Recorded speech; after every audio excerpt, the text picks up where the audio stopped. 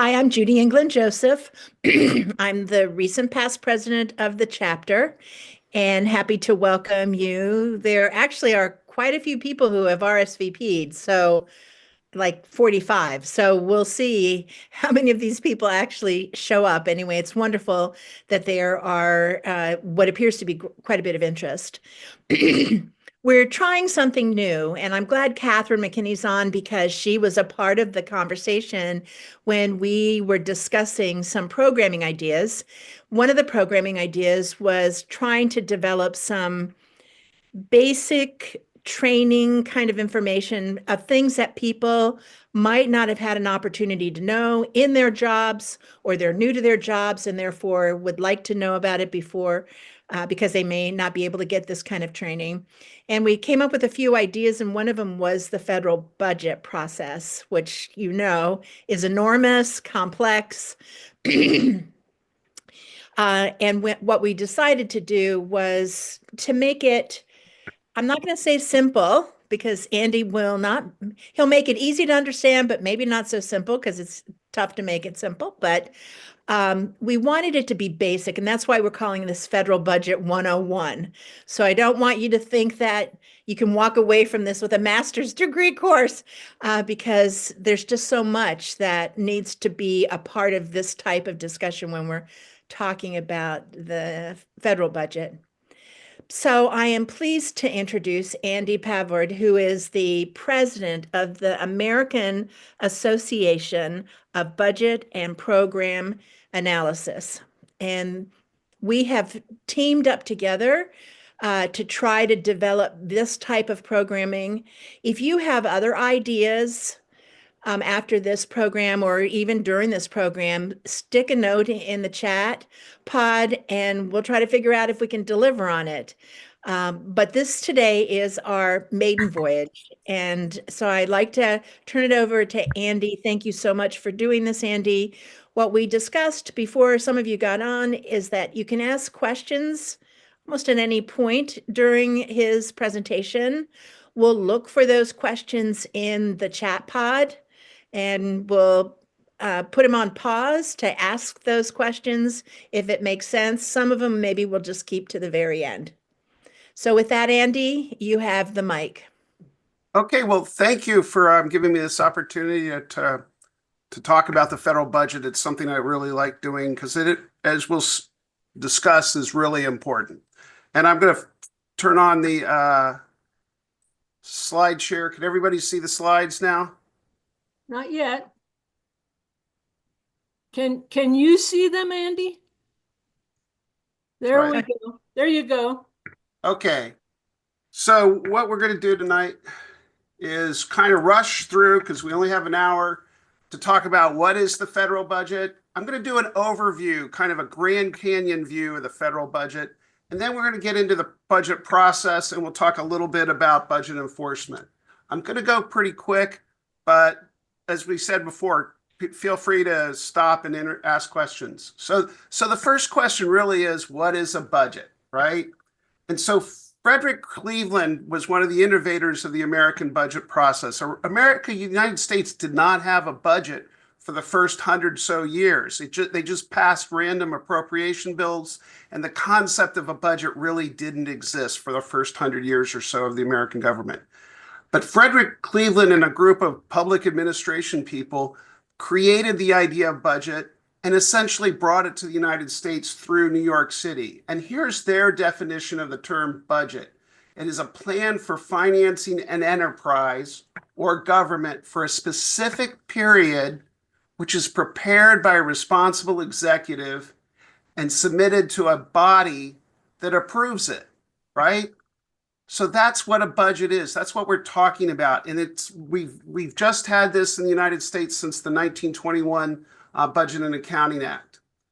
So what is the United States budget? When we talk about the United States budget, it's a proposal submitted to Congress in 3 volumes. There's 3 big books under the authority of their president by the Office of Management and Budget. So that's what we're talking about when we're talking about a budget. Now, this really ugly slide, and it's a lot going on here, But I want to kind of go to the end first, because what does the budget create? What does it produce? Well, it produces funding in accounts. If you look down at the bottom here, it produces funding in accounts. Now, let me take a minute to explain this chart. So the United States government operates by fund accounting. So there's a giant fund for most of the federal spending called the general fund. And money flows into the general fund from taxes, right? But because we have a deficit, it flows into the general fund from the capital markets. Part of that is from federal bond purchases by the Federal Reserve, and part of it is from private investment. So the revenue fills up the fund. And what we're talking about is how does the fund get spent? And it's spent when laws create budget authority in specific accounts that enable the government agencies to spend money. So the budget ultimately puts money into accounts that federal spend. And the president's budget appendix, which is really the heart of the president's budget, lists the amount of budget authority put into each count in these detailed tables. Okay, so that's the end, but let's talk a little bit about what the size and scope of the federal budget. So basically the federal budget, now I'm using 2023 actuals because that's the last president's budget we have, right? The new president hasn't submitted a budget yet. So in 2023, you can see that the total GDP for the economy was almost $27 trillion. Out of that, over $6 trillion was the federal spending. So about a quarter of all spending in the United States of America is in the federal budget. So that's just, that's why I think it's the most important course in any public administration program, because you're dealing with a quarter of our GDP. And just let's put this into a little context. There is a trend that the GDP is, the percent of GDP is going to go up and peak according to OMB forecasts at 24.8% of GDP, and then it's supposed to decline. But another way to think about this is to compare us to other countries. So the federal government's GDP is bigger, the federal government spending is bigger than the GDP than every other country in the world except for China. China's $17.8 trillion. Our spending is $6, but it's 50% bigger than the GDP of Germany. It's 50% bigger than the GDP of Japan, and 3 times the entire GDP of the Russian Federation. So that just gives you some scope, idea of the scope of federal budget. Now let's talk about what does the $6 trillion go to buy? What is the spending? Now the federal government breaks it up by categories, and there's 2 big categories. There's mandatory spending, which is spending that is appropriated by authorizing committees, and it's done based on your criteria. So things like Social Security. And they don't have to change and pass a law every year. Once you pass the law, the spending continues. So that is about 3/4 of the spending. And the biggest mandatory is Social Security at $1.3 trillion, Medicare $800+ billion, Medicaid, other mandatory, and when the next slide will tell you what that is, and then net interest, which now is ballooned to over $800 billion in 2025. So the discretionary part, which is what people talk about a lot when they talk about the federal budget process, in 2023 was about $1.7 billion, with $800 for defense and $911 billion for non-defense. So that gives you an idea of what the spending is. But let's drill down on that a little bit. Let's look at other mandatory outlays. So that's $955 billion in other mandatory outlays. Now look at what that is. How many of you are on federal employee retired? $179 billion worth of that every year goes out in federal employee retirement checks. That's a big.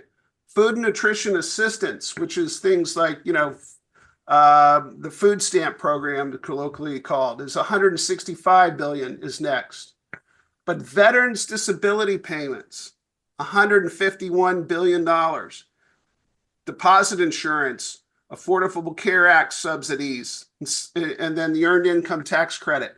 So that's the thing to think about. These are things that keep on going, and it takes a law passed by Congress to stop this spending. And that's all these different things.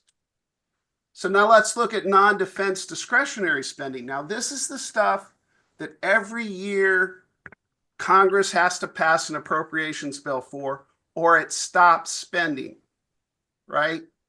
The biggest chunk is veterans benefits. And most of that is the Veterans Hospital Administration. Medical care for veterans is the biggest chunk. Then education, training, unemployment, and social services. And that's basically your student aid and things like that. It's 24 billion of that is student aid, 15 billion is for special education programs and things like that. Transportation is $115 billion. Income security, kind of the welfare programs, 100 billion. And then health, and you can see other things.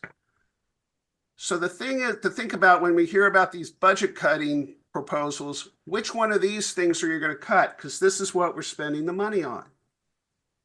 Now let's think a little bit about things in a different way. What does the government buy?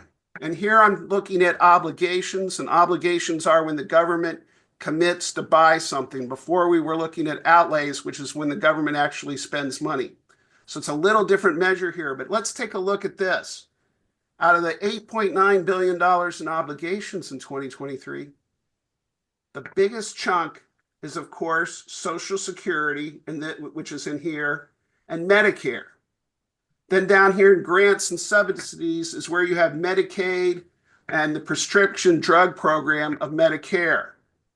But I want you to look at this little bit here. Personnel services. Civilian compensation is about 3% of the federal budget obligations, and military compensation is about 2%. So when you talk about, the government's big bloated personnel services are only about 5% of federal obligations. So you can cut half the federal, and it's about, you can cut half of all federal employees and only save $150 billion. And I'm not saying you should do that, but think about that, because what our government does is mostly puts out checks to people. It sends checks to Social Security recipients, federal retirees, to states to fund Medicaid, to states to build highways. That's what the federal government really does. It writes checks to provide services to people. It's not a really huge bureaucracy of people sitting around doing government stuff. And we'll drill down to that in a little bit.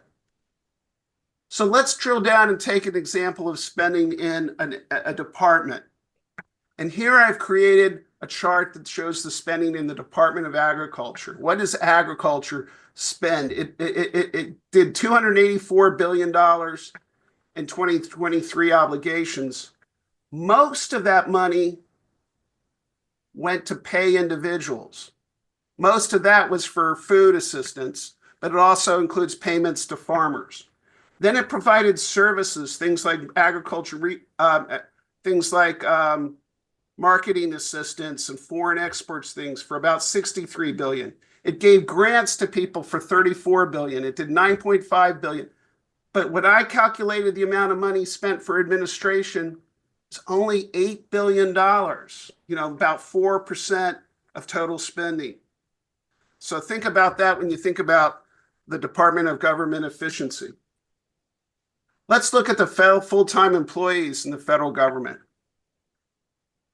There are 2,238,000 federal employees in 2023. And you say to yourself, wow, that's a lot of folks. That's a huge number of people.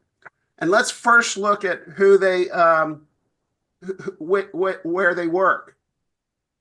Most of them work in the Department of Defense. And they do a lot of things like logistics and base support and things that are absolutely essential for the military services. Then look at the next biggest. 434,000 people work for Veterans Affairs. And the vast bulk of them are the staff that services in veteran hospitals. It's the medical staff that provide medical care to veterans. That's the biggest one. Then Homeland Security, we're going to drill into that. And education and justice, then most of those are people that work in the FBI or Bureau of Prisons. So the federal employees are doing all kinds of things. But let's drill down into the Department of Homeland Security, because that's 212,000 people in 2023. Most of them are border protection and transportation security. So think about that. If we're really going to take a whole bunch of people out of the federal government, the other thing that the federal government did, I said it writes checks to people. It provides very distinct services, things like protecting the border, securing airports, forest rangers, things like that. Again, if you look at the amount of people involved in administration, it's actually relatively few.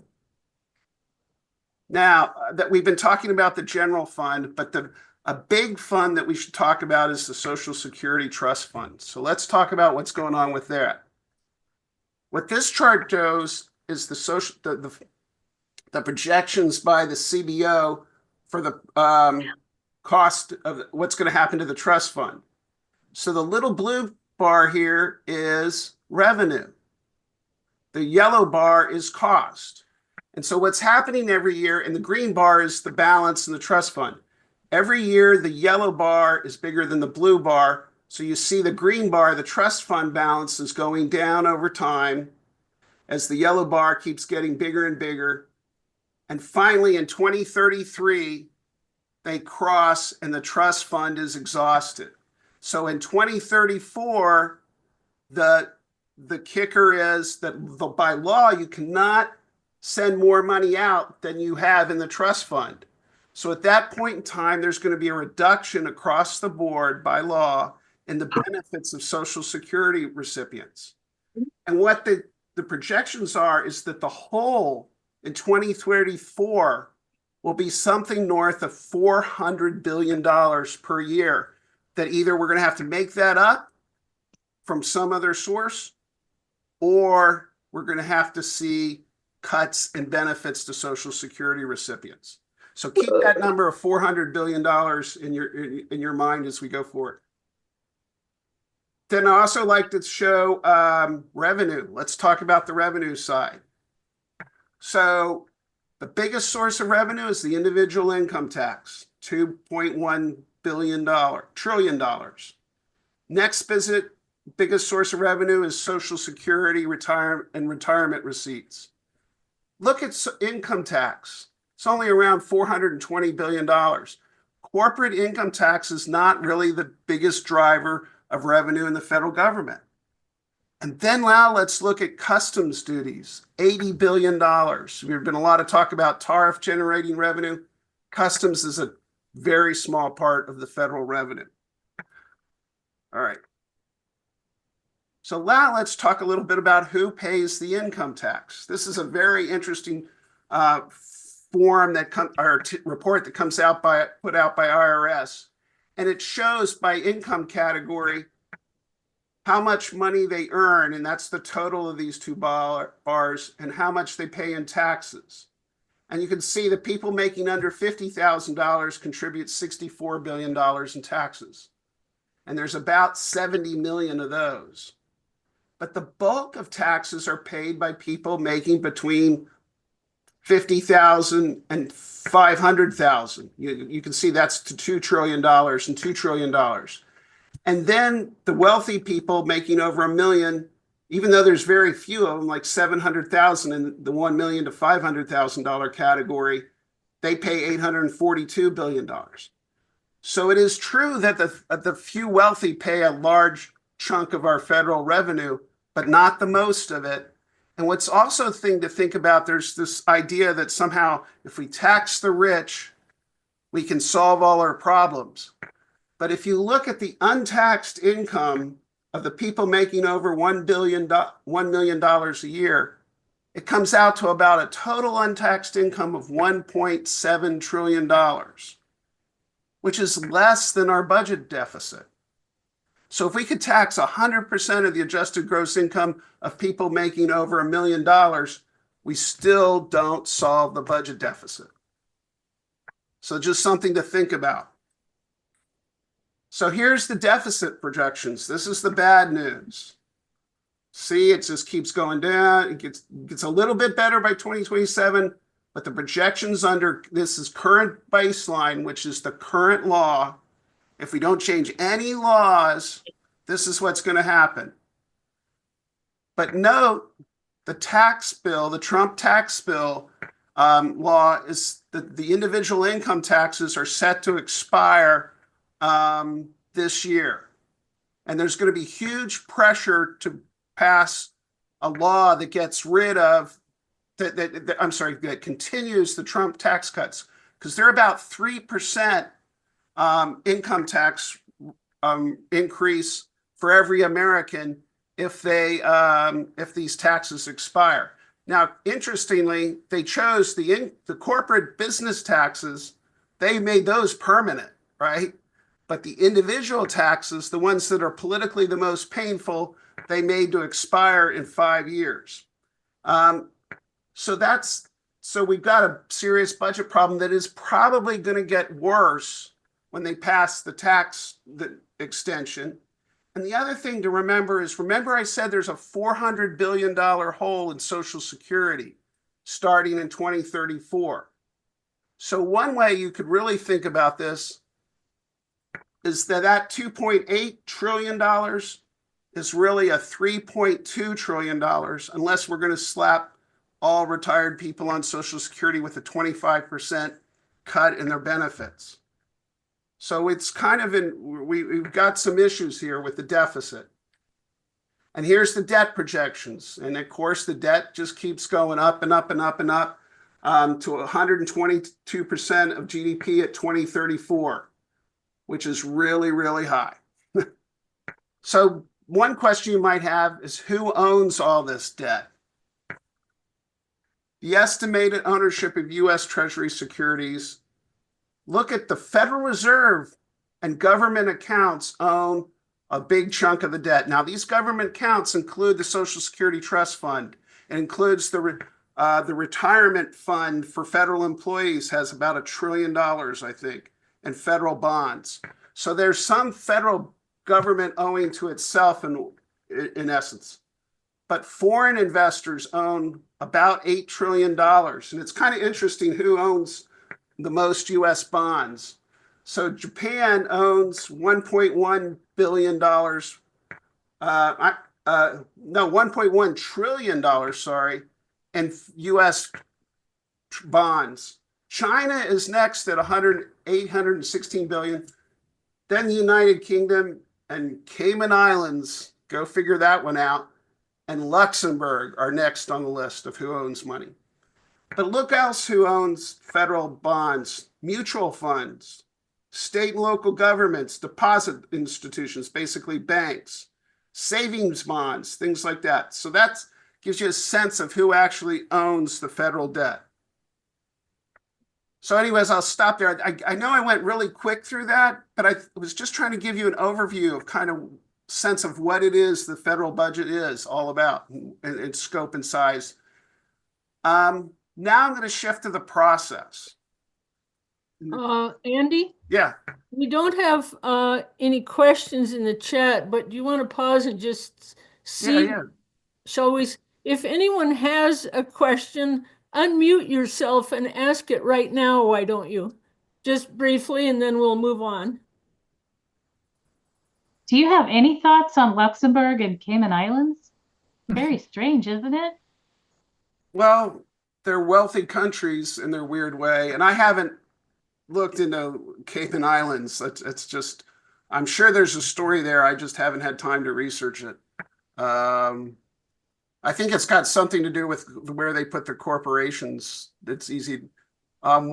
Wallace, do you have a question or know the answer to that? Hey, Andy, this is Chris. Can I jump in here just for a moment on that particular question? Sure. Yeah, a number of years ago, we in the GAO did some work on that. And this is, by the way, this is just excellent. I was responsible for looking at the federal budget process when I was at GAO, and I've learned so much from what you've already talked about. And so it's just fantastic what you've been doing, what you were discussing. Is that UK, Cayman, Luxembourg, all of those? It's a lot of not knowing who your customer is, not knowing the KYA, and so it's thought to be a lot of China investment. It's just run through the UK, through Cayman, and through Luxembourg. And so Oh, don't know that, but at least that's what Treasury was speculating at the time that we did our work probably 4 or 5 years ago.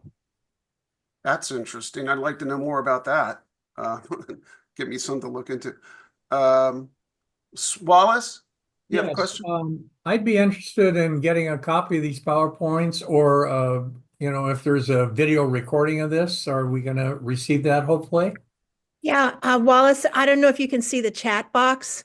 Oh, But if you open that up, I show a link to our website, the Mhm. chapter website, and Andy's slides will be there as well as the video recording. see it here. And everybody's free to use these slides any way they see fit. I don't, that's not, I don't copyright. It's out for the general good. If you're Uh, not, if you're not seeing it, Wallace, Kitty, maybe we can make sure that we take down all the people who are on the call today and Cool. just send them out the slides in an email. Yeah, okay, cool. And I- I'll try, yeah. Okay. So let's shift now to the process. I hope you've convinced you that the federal budget's really important and big. And now that's why you should pay attention to the process, right? The process begins with the Constitution. The Constitution establishes a requirement for appropriations, but it does not establish any sort of process, right? So the process is completely the creation of law by the Congress as signed by the president. But there are constitutional provisions that have to be, that frame this. And the first is Section 8 of the Constitution grants the power to spend. And it says, I'm just going to read it, the Congress should have the power to lay and collect taxes, duties, imposts, and excises to pay the debts and provide for the common defense and general welfare of the United States. So that's a really broad grant of power. So that there is a large grant of power to the Congress and the president to spend money on pretty much everything, right? Common defense and general welfare. You can kind of fit anything in that shoehorn. But there is a limitation, right? No money shall be drawn from the treasury, but in consequence of the appropriations made by law. So the president can't go out and start a business, sell off, seats in the White House, and then spend the money. Every penny spent has to be appropriated by law. And we've had crises on this in our countries. The Iran-Contra debacle under the Reagan administration, where they sold TOW missiles to Iran, made some money, and instead of putting it in the treasury, they gave the money to the Contras. That was a violation of Section 9. And then Section 9 also says that a regular statement of accounts and receipts and expenditures shall be published from time to time. So the Constitution requires transparency on how we spend money. But there are some limitations. President, as I said, can only spend money appropriated by Congress. You can't use appropriation power to violate the Constitution. So you can't spend federal money to establish a national church or to go out and suppress the press. So there are limitations on spending by the Constitution. Congress can attach requirements to appropriations. They can set conditions. You can spend money, but only under these conditions. And there is implicit in the idea of appropriations a limitation on amount and on object. Okay, so Congress has to be a little specific. Congress just can't spend money on anything. It has to be specific about it. So let's go to. So now, how does Congress exercise its appropriation power? We talked about it a little bit already because part of it is the mandatory and the discretionary categories of how Congress does it. Now, mandatory is, as we said, about 72% of outlays. That's the biggest part. Even though we hear a lot about the president's budget submitted in February, what's going on in Congress and all that stuff, the real action, in a sense, is on the mandatory side. Now, usually mandatory appropriations are passed by the authorizing committees in Congress, and they can happen at any time. There's not like a schedule for passing mandatory appropriations. And the budget authority is provided by permanent laws. So one way to think about mandatory spending is it takes a law to stop the spending, right? Because a law has been enacted, it takes a law to stop it. And it's primarily payments to individuals or groups that meet certain criteria. If you're over a certain age, you get your Social Security benefits. And Social Security is the classic example. But a recent example is the Social Security Fairness Act, where they changed the requirements for Social Security to give law enforcement personnel who were previously not included in Social Security payments. That's a more recent act that was passed by Congress. It didn't go through the appropriations process. Discretionary appropriations, about 28% of federal outlays, is budget authority provided by annual appropriations passed through the Appropriation Committee's process. This is a process that Congress structured through the Budget Act of 1974 as amended, but the point is the process is established by law by Congress. The authority to spend on discretionary is limited by purpose. The law has to say what the spending is for, by an amount, a specific amount if it's discretionary spending, and time period of expenditure. And the example of that is like salaries and expense accounts for most federal agencies. So those are the two categories. But we're going to spend most of our time talking about the process for discretionary funds, right? And there's basically three, in OMB Circular A11, they talk about three phases of the congressional budget, of the budget process: the formulation phase by the executive branch, the congressional phase where Congress passes the appropriation law, and then the execution phase where agencies actually obligate money. I talk about a fourth phase, which is the reporting phase, which is after the fiscal year when they do audited financial statements and report out in accordance with the Constitution. So let's go through each of these phases in turn. So the budget formulation phase for the executive branch begins with agency internal budget formulation. So usually in March, well, not usually in March, after the president's budget is submitted in February, agencies then produce guidance to set the stage for the next budget cycle. In theory, the budget guidance would come out in March, but often it's delayed to maybe April or May. But what the agency budget guidance does is the secretary or the head of the agency lays out the priorities, and the financial people, the CFO and the budget director, lay out the process, and they say like what is going to be, what forms you're required to fill out and how do you ask for your budget request, right? So that's the first step in the executive branch process. So then, like at VA, you have the Central Budget Office. They send the budget guidance to the administrations, like the Veterans Health Administrations, the subordinate organizations. The subordinate organizations then take the time to craft their budget request. And this is where they're asking for funding that is going to be requested to OMB. All right, because what they're doing now is they're figuring out what they're going to ask OMB for.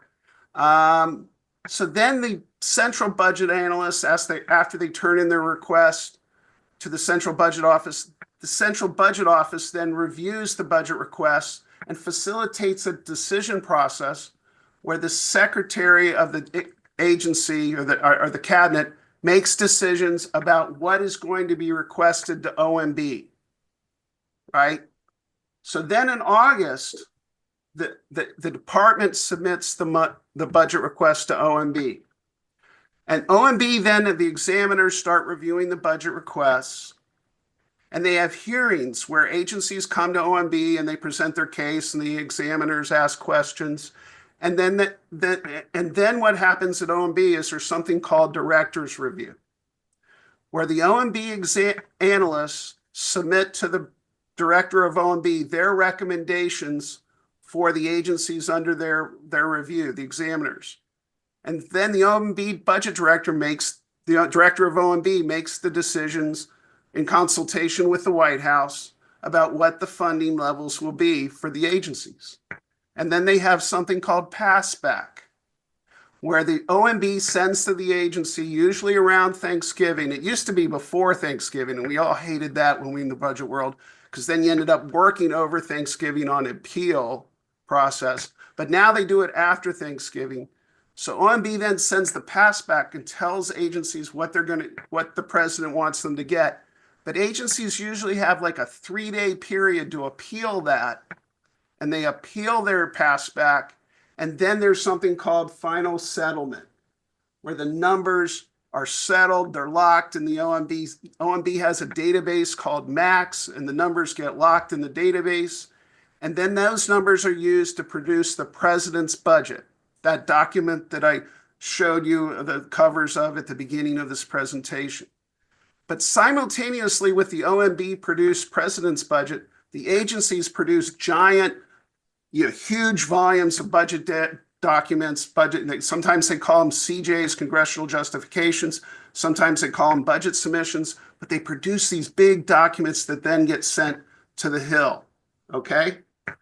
And that is the end of the president's budget process. And it really ends with a rollout, because the day the budget is sent to the Hill, which is supposed to occur in February, they have press briefings and they go up and brief the Hill and things like that.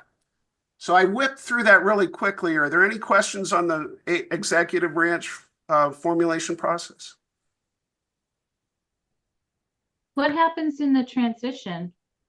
Okay, that's a good question. We're about So to have a in transition. transitions, there's a recognition that a new president will never get the budget produced. It's not fair if you're sworn in on January 21st by the first week in February to produce a budget. I mean, that's not realistic. So what almost always happens is it's delayed. It's delayed for a lot of time. So I think the Biden budget didn't go to like May when it went in 2021, and I would be surprised if this budget goes before May. But I could be wrong. I don't know. So it's always delayed. But the other thing I should point out is it's been delayed in recent years for other reasons. So the Biden administration has been turning in budgets much later than February. And the reason they give for that is because the Congress hasn't appropriated the budgets on time. So if you don't tell us what last year's budgets is, we can't produce this year's the request for the next year. So that's kind of that. Any other questions? Now I know I kind of whipped through that, but we're doing a lot in an hour. I have one other question, if I may. Sure. You said that it takes a law to end an appropriation. Do appropriations take supermajority to pass, right? No, well, Or some do? not in the House. It's strict majority rule, right? So the Okay. House never requires a supermajority to do anything. I think I'm right in saying that. The Senate's a little different because they have the filibuster rule, and appropriations are subject to filibuster. But they have a way around that through reconciliation process and things like that. But basic appropriations bills are subject to filibuster. So that means you need 60 votes to pass an appropriation in the Senate. Okay, that's probably where I'm confused. I was wondering if they had to have a supermajority to end an appropriation, thinking that they had to have one to start an appropriation. See, discretionary requires a law to start spending because discretionary appropriations have a time limit. And when that time limit is up, the budget authority is up. So the difference between discretionary and mandatory requires once it's been passed, requires a law to stop spending, but discretionary requires a law to start spending. Does that make sense? Okay. Now let's talk about the congressional budget process, because this gets interesting. The congressional budget process, remember, is established by law. So Congress can set its own process, or Congress can ignore its process. But in the 1974 Budget Act, the Congressional Budget Act of 1974, they laid out what they thought was an ideal process, that they would make it work. And let's go through the steps here for a little bit. In the first Monday in February, the president is supposed to submit the budget. Now, we just talked about how that doesn't always happen, but that's what is supposed to happen. Then the next step in the process, and I encourage you all to go to CBO and read this thing, is that the Congressional Budget Office submits a report to the budget committees of Congress. There's a House Budget Committee and a Senate Budget Committee, essentially analyzing the president's budget submission. So CBO is supposed to provide independent analysis of the president's budget. Now, based on that analysis, the committees submit views and estimates that the appropriating committees and the authorizing committees submit their input to the budget committee, because the budget committees play a really important role in the process. By April 1st, the budget committee reports a concurrent resolution on the budget. Now, what is this thing? A concurrent resolution. Well, first of all, it's a resolution, which means the president does not sign it. It is not a law, but in effect, it is a rule that governs the actions of Congress. So the congressional budget resolution is not signed by the president. So what does this resolution do? It's supposed to be a plan of spending. It's supposed to set the top line spending, and it has things like revenue estimates and stuff like that. But basically it says, this is how much we're going to spend for the coming budget year. And then it allocates it down to the committees, the 12 appropriation committees. And it says to each committee, this is how much money you can spend. But then it also allocates the money on something called 301B, I think it is, by function. So they break it up by functions, and it says, this is for defense and this is for the other functions of government.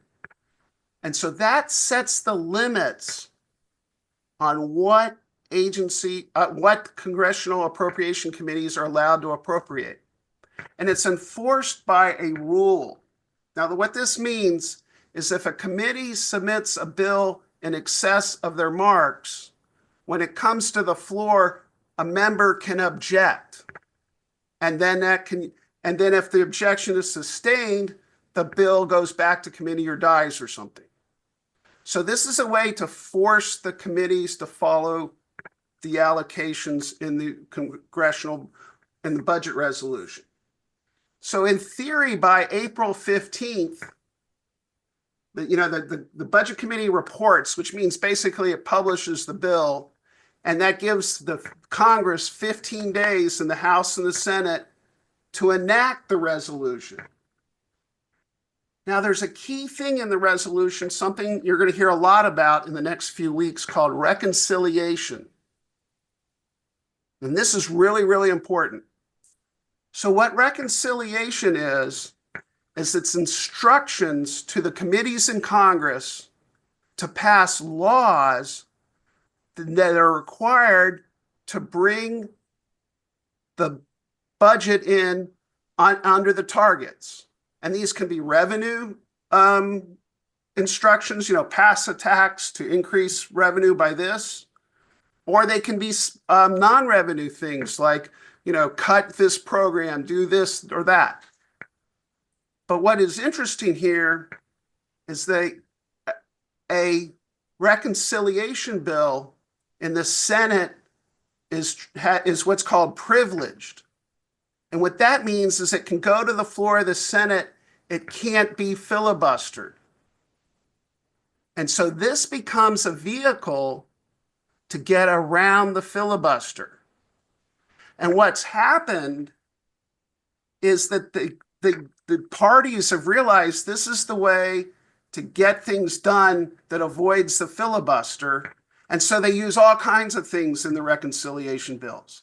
And if you've watched the news, what President Trump is going to do is create the big, beautiful bill, and it's going to be a reconciliation bill that's going to do all kinds of things like defense spending, border security, oil stuff. It's going to be a big, beautiful bill that does all these kind of things, and they're only tangentially related. Now, there's a theory, there's something called the Byrd Rule, which says non-budget things shouldn't be in a reconciliation bill. But over the years, I think it's fair to say they've gotten pretty good at getting around that or spending it to the point where it's not really recognizable anymore. So the budget resolution does two really important things. It sets the overall spending framework. And the second really important thing it does is put out the instructions for the reconciliation bill. Okay? So after the budget resolution is passed, in May, the appropriation bills, they can start considering the appropriation bills in the House. And traditionally they start in House, even though the Constitution says only revenue bills start in House, kind of almost by tradition, appropriation bills kind of start in House. And then the goal is by June 10th. Now, this has never been done in a long time, but the House Appropriations Committee is supposed to report all the appropriation bills, and then Congress is supposed to pass the reconciliation legislation by June 15th, and then they're, in theory, by June 30th, appropriation bills are supposed to be passed. Folks, this is just not, this schedule is nice. It'd be wonderful if they did it, but it's all over the place. For example, for fiscal, we're, clearly into fiscal 2025, right? We're what, 4 months into it? The budget resolution has not been passed. The reconciliation bill has not been passed. And that's creating an opportunity for the new administration because they get to do, and the new Congress, they get to do a resolution, budget resolution, and they get to do reconciliation bill. But it hasn't passed. And of course, none of the appropriation bills have been passed. We're still on a CR. And that's basically been the story for the last few decades, where budget resolutions aren't passed on time, appropriation bills, we have CRs and shutdowns and all kinds of stuff. So that's the congressional budget process, the framework as in theory and law, but I have to say the reality is way different than this schedule. And then when we do get a budget passed, we go into the budget execution process.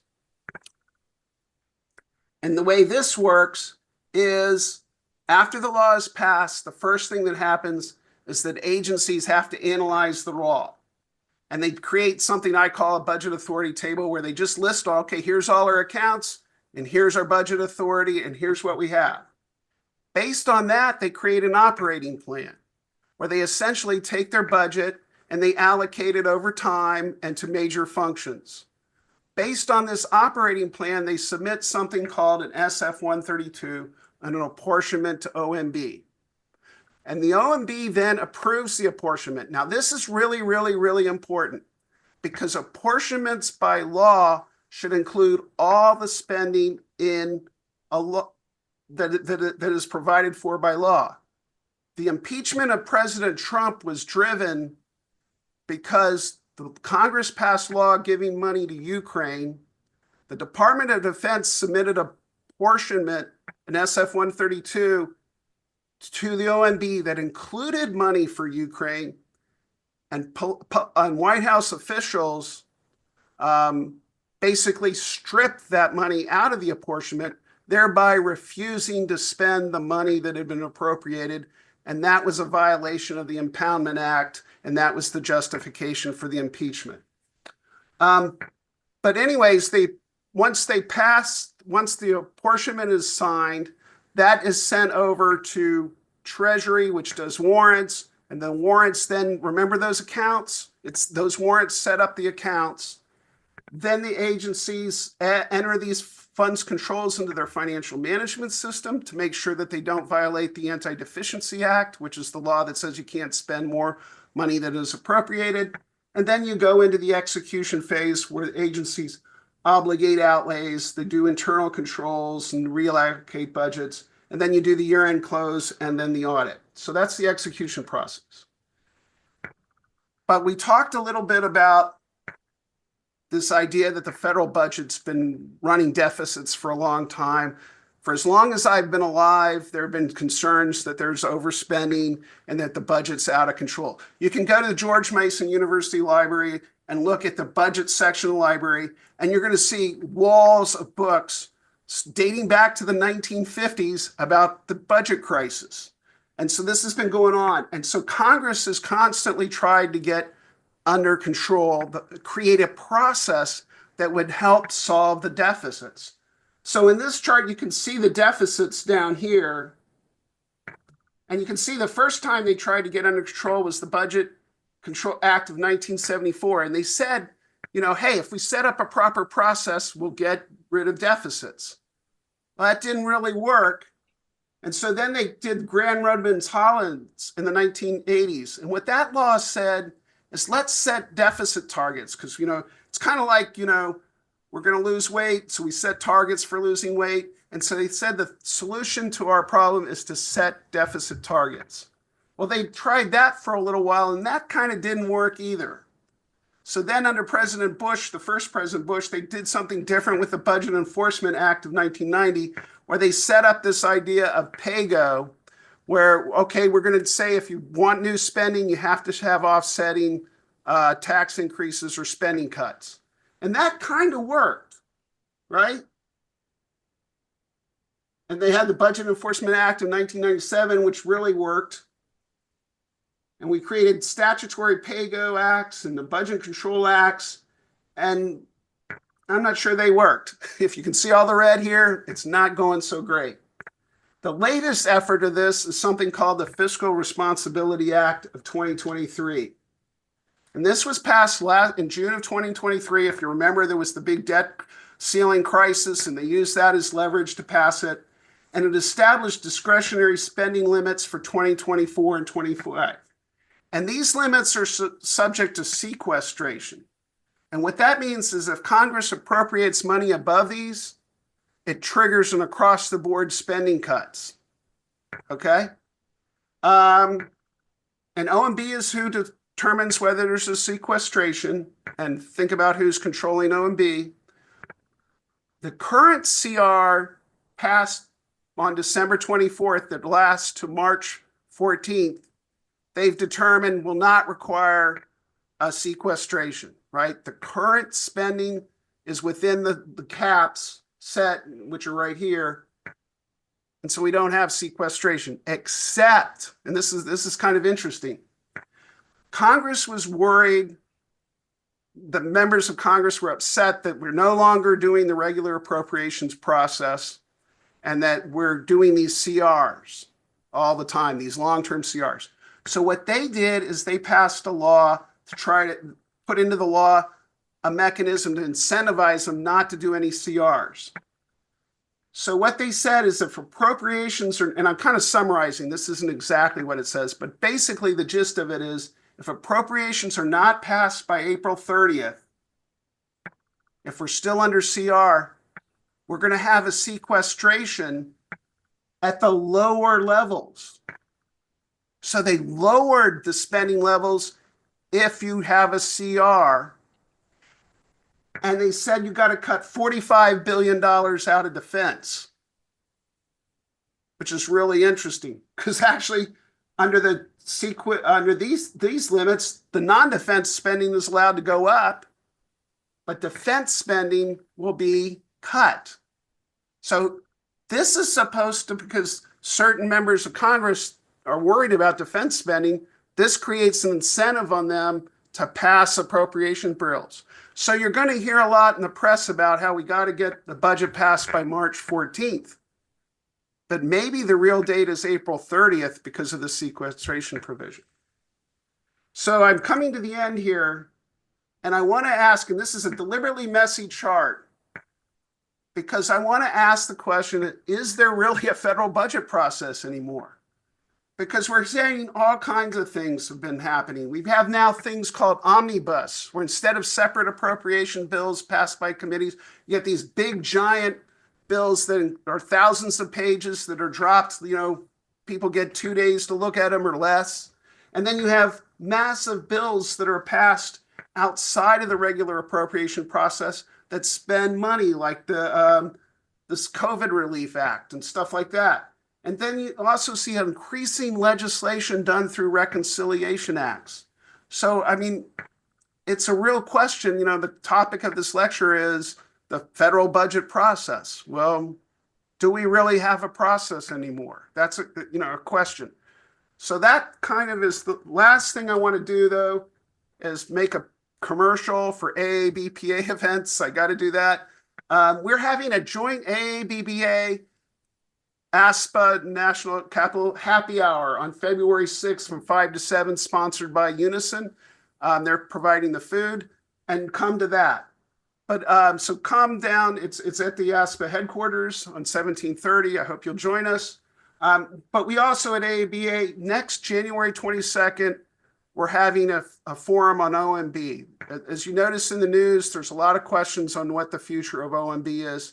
And we want to have a discussion about OMB. And we've got 3 really prominent people who are big, serious senior executives with OMB. Courtney Timberlake, who ran Budget Review Division, Mark Weatherly, who was Deputy Associate Director, and Kathy Paroff. So we have 3 senior OMB alumni are going to talk about the role of OMB. So I hope you will all join us with that. And then we're going to do something a little interesting, because we are coming into what is probably really important times with big changes in the budget process. And it's going to happen fast, and it's going to be furious. And so we're going to have Budget Week in the Review every Friday. If you got nothing to do with your lunch, we're going to have a budget where we're going to talk about the budget, what happened last week in the budget. And there's a group of us that are going to do that. And it's going to be an informal discussion, but some of us just need a place to talk about this, because it's just so much going on, and we're going to be doing that. So you're all invited to attend these events. So that's my commercial. Are there any questions? Yeah, there is one question. Do we have to be members to? No. Right, I didn't think so. And by the way, you guys, the first link, top left, that's NAPA doing that panel with AABPA, and that's also open to the public, as long as the public behaves. Yeah, it's all open to anyone, all AABP events. And I also encourage you to join our LinkedIn site, American Association for Budget, and we post our events there. And if you really want to help us, go to our website and join and spend $45 a year to help us out, do our thing. But I had to do that as president. Okay, Andy, please take your slides down. Okay. And you guys, right as we wrap up, the invitation will go out to National Capital Area chapter members and AABPA members about the happy hour on February 6th. And if you're not a member of either one of those organizations, maybe send me an email, KITTYWOOLEY5, kittywoolly5@gmail.com. Sarah, if you want to send that report to me, we'll try to put it out there. But basically what we want to do at this point is thank Andy. I would love to see a round of applause for Andy, because this was fabulous. Thank you. And thank you very much. And we're at time a little over. And so we could take any last questions if anybody's got one, and then we're gonna hang up. Oh, Wallace? Yeah, what do you think the chances are that Social Security will be fully funded by 2023 or 2033? I I think they'll find some sort of way to do it because I think the political implications of cutting everybody's payment by 25%. And I'm sorry to say what one likely thing is they'll just borrow 400 billion more dollars a year and throw it in there. I'm not sure that's best for the economy or for our future, but that's why when I think about the deficit, I added the 400 billion onto it because I just think that's what they're going to do. And that's about when I'll be getting it by then. So I don't know what to say. It's really tough though, because like when you look at like CBO publishes every year a list of budget cuts, potential budget cuts. And if you look at that list, it's really tough. And GAO puts out lists and these options they're not good options. There are things like cutting veterans disability payments and health care for veterans, or slowing the growth of increase in your federal pensions. And I mean, they're really not, it's like, spinach with, bad spices thrown on it. It's not good stuff to eat. It's rough. And so I think it's going to take, and like the leadership in both parties is not serious about the budget. No, I mean, we don't have like a Ross Perot running around convincing people that the budget's important anymore. So I don't know what's going to happen for the larger budget thing. Because there is some concerns. I've seen some economic research that shows that the increasing budget deficit is increasing what they call the neutral rate of the interest rate. Yeah. That the interest rates are drifting up. Yep. And that's going to have big impacts on, can you get a house? Can young people buy a house? Can businesses start? And of course, the interest expense in the federal government keeps going up. So you've got to wonder at what point. And the other thing about this is we have been hit with serious crises over the last 20 years where and our reaction to them is to spend huge amounts of money. The war on terror, we just borrowed a whole bunch of money to fund that. The Great Recession in 2008, and the Financial Crisis Act, we did 850 billion or so in stimulus. COVID, we threw $3 trillion in this. The danger is that we may have a crisis come up that needs a couple $1 trillion, a new plague, fires burning down a major American city, and then we go to the bond market to try to borrow money, and there's not enough people to buy the bonds, and we have a crisis. And then the course will be, will the Fed just buy all the bonds? And if the Fed buys all the bonds, what does that do to the money supply, and what does that do to inflation? So there's two risks in my mind. One is the long-term risk of creeping up inflation, interest rates. And the other is that there's a crisis we can't respond to because we can't borrow the money we need to deal with the crisis. So that's my concern. So again, in the chat, and thank you so much, Sarah, for reposting what I had posted probably before some people got on, so that's why they couldn't see it. But ASPA, NCAC, so 8 letters, ASPANCAC.org is our website where Andy's slides will be posted. The video recording of this conversation will be on the website so that you can look at it again or download the slides.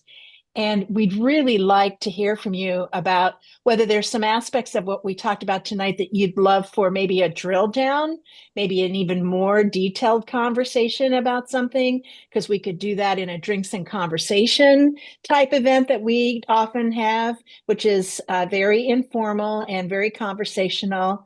We also are looking for other kinds of topics. We thought about procurement, government procurement 101. We've been thinking about those types of things. If you can think of anything that would be helpful I can't say they'll be as terrific as Andy's because my God, this was fantastic. But we would like to try to figure out how to offer it.